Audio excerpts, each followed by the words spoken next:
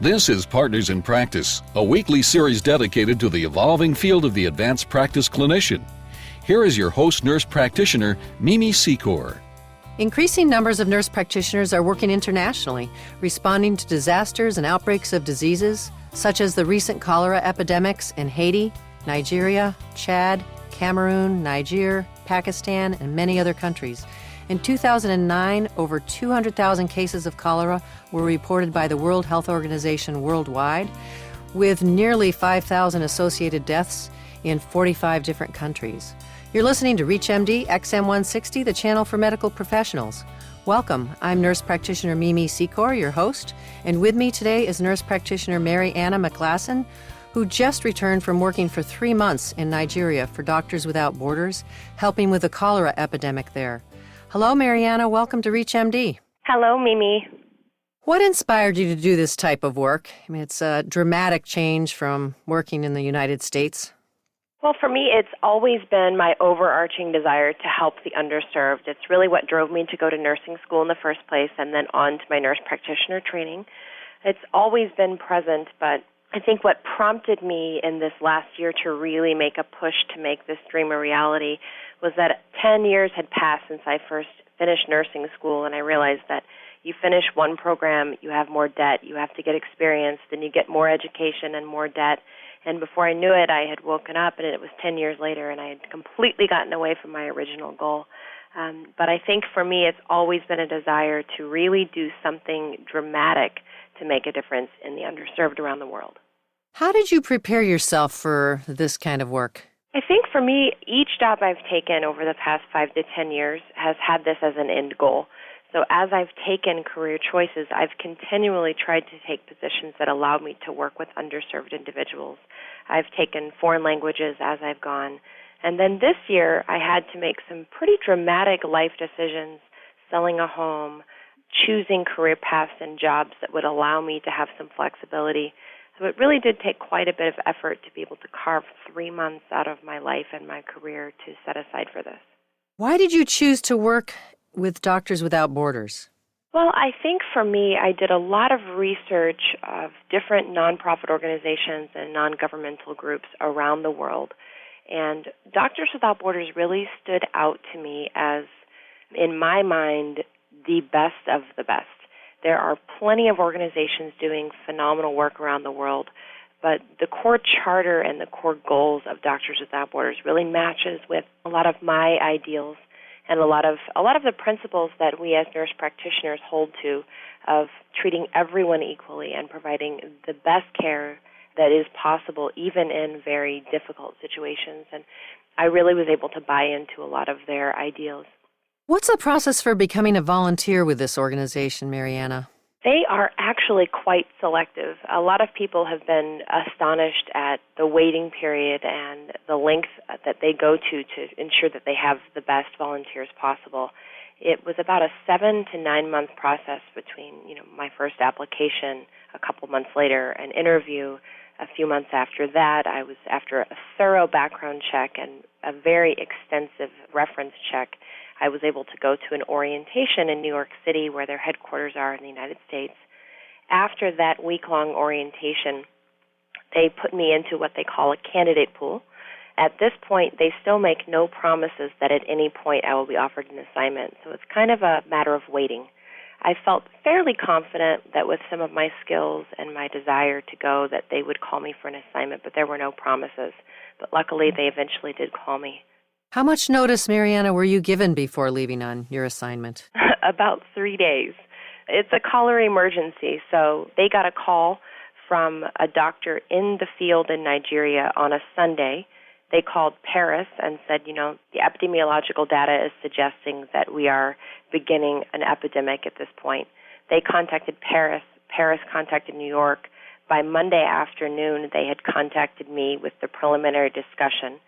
Tuesday, they secured my flight, and I needed to be in New York by Thursday night so I could continue my journey to Nigeria the following day. What did they tell you in advance about what you'd be dealing with when you arrived there? They give you as much information as they can based on the information they're getting directly from the field. One of the unique things about this organization is that the needs are generated from the field. So the epidemiologist and the physician and the nurses on the field say we need 10 international volunteers. And they give them as much information as possible. But essentially I was given a small 100-page booklet about cholera treatment. We call it the Cholera Treatment Guideline. I was told I would be working in a city of about 500,000 people and that they expected between 10 and 20,000 cases as a best-case scenario. And other than that, I just began reading that cholera treatment guideline on the plane, and I didn't really know what else to expect, so it was a little bit overwhelming. What were the conditions like when you arrived in Nigeria? Well, oddly, when I arrived, I remember showing up at the cholera treatment hospital. I was the first international volunteer on the ground.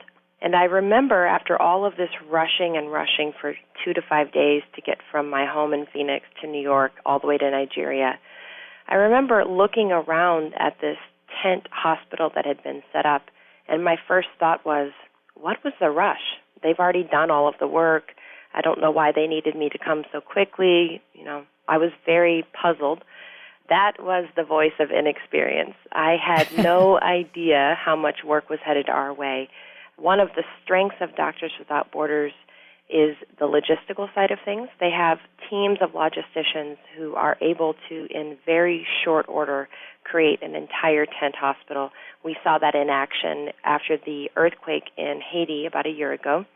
Doctors Without Borders was already on the ground, but they had supplies available to set up a hospital within 24 to 48 hours. So by the time I arrived, at first glance, there wasn't a lot of work to do.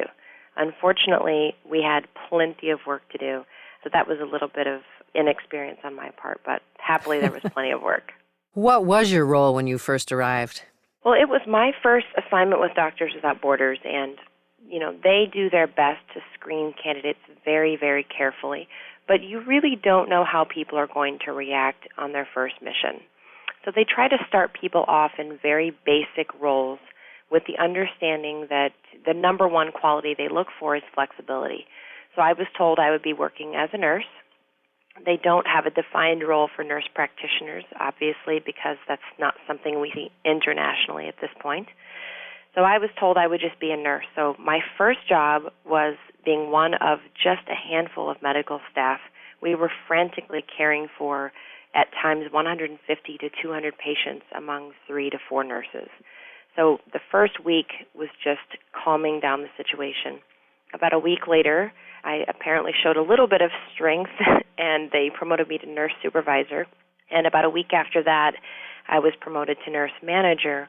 That allowed me, in the middle of the peak of the epidemic, to pull from all of my skills from my nursing and my nurse practitioner experience and identify that we needed a lot more nurses very quickly. If you're just joining us, you're listening to ReachMD XM160, the channel for medical professionals. I'm nurse practitioner Mimi Secor, and I'm speaking today with Maryana McGlasson, who just returned from working 3 months in Nigeria for Doctors Without Borders, helping manage the cholera epidemic there.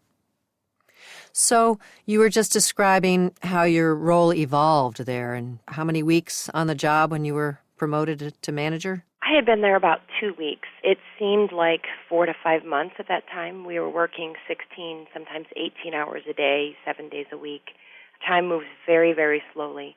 At 2 weeks into the epidemic, we identified we needed a lot more leadership, and then I was given permission to recruit, hire, train, and manage up to 165 medical staff. It's a phenomenal project to be able to provide a cholera treatment program. At the peak of the epidemic, I was managing 165, 180 people. So let's just understand some of the basics. What is cholera? How is it spread? And what are the symptoms, Maryana? Cholera is a bacterial infection that is spread through fecal-oral transmission, primarily in dirty water. In these types of settings, you see cholera epidemics dominate in settings like refugee camps. We're experiencing cholera epidemic right now in Haiti. More effects of the earthquake that we saw a year ago of people living in very close conditions. One infected individual can infect hundreds or thousands of people in these tight situations. 1 gram of cholera-infected stool can infect 10 people. and each patient is losing 6, 10, 15 liters of bodily fluids within 12 to 24 hours. It's an unbelievable amount of fluid loss, and all of these fluids are obviously infected with the bacteria. It gets into the water sources, the food sources, hand-to-hand transmission. It's very, very contagious. Why is cholera so lethal, and what is the mortality rate? That's a very good question. In sort of the worst-case scenario, refugee camps, very tightly packed cities, slums, where people are living very close together, if a cholera epidemic hits, you can see anywhere from 30, 40, even 50% mortality rate. If you have an effective cholera treatment intervention in an emergency setting like we did in Nigeria and like they're doing in Haiti, the goal is to keep the mortality rate around 1 or 2%. We were successful with that in Nigeria. Doctors Without Borders has really perfected the intervention of cholera as best as possible, but it is phenomenally infectious and lethal. It essentially draws all of the bodily fluids into the colon lumen and into the GI tract, and the stool is classified as a watery rice water stool, and it really does look like water, and it sounds like water as it comes out of the body. So walk us through a cholera treatment center. Help us visualize what it was that you were dealing with every day. Okay, well, keep in mind we're working in primarily countries where they often have unreliable electricity, which then translates to unreliable light. Because of the infectious nature of the disease, we have to set up camps on the periphery of other hospitals or in parts of town where we can protect the community from the infection. We set up a very strict isolation. Doctors Without Borders, the model is that we put plastic sheeting, which is about 6 feet high, around the periphery of the camp, and then we set up tents. Our camp, for example, we had to be ready for about 200 patients at any time. So I think at the largest point, our camp had about 7 or 8 tents set up. We build cots that are a simple wooden frame. It's about 12 inches off the ground, and we stretch plastic sheeting across these cots to make them easier to clean and very quick to make. You can construct 20 or 30 beds in one day, very simple. And then in the middle of the plastic sheeting on the cot, they cut a hole that's maybe 4 to 6 inches in diameter, and that's where the patient lays their bottom.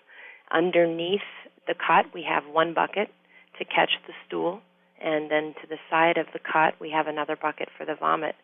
These patients are far too ill and weak and often unconscious to be able to get up and take care of their toileting needs. So we call these cholera cots, and it's not really a pretty picture when you walk into a very dimly lit, often very hot and humid place, and you'll see wall to wall. You'll have 50, 60, 80 patients in one big tent or one big room, cot by cot by cot. It's a little overwhelming, to be honest, when you first walk through a cholera treatment center.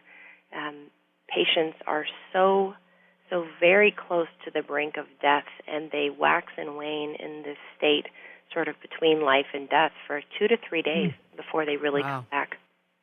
What are your future plans, Maryana, and will you continue working with Doctors Without Borders? I would be honored and privileged to work with them again. At this point, I am on a standby list. I'm working here in Phoenix, Arizona. I have found a wonderful employer that will allow me 4 or 5 months off each year to do this type of volunteer work. I was just really pleased to find somebody who was able and willing to do that. So I will be hopefully traveling again in the epidemic season, as they call it in the international community. Epidemic season usually starts in the spring or summer. It'll be my hope, not that we ever hope for an epidemic, but the unfortunate reality is that most of the world bounces from epidemic to epidemic to epidemic, and we're just trying to be available to help. Well, thank you very much, Maryana McGlasson, for making such a difference in the world, and I wish you the best of luck in your career. Thank you so much for having me, Mimi. It was a pleasure. You've been listening to Partners in Practice on ReachMD XM160. You can download this program and any other program in our library at reachmd.com. You can also follow us on Facebook and Twitter. Thank you for listening.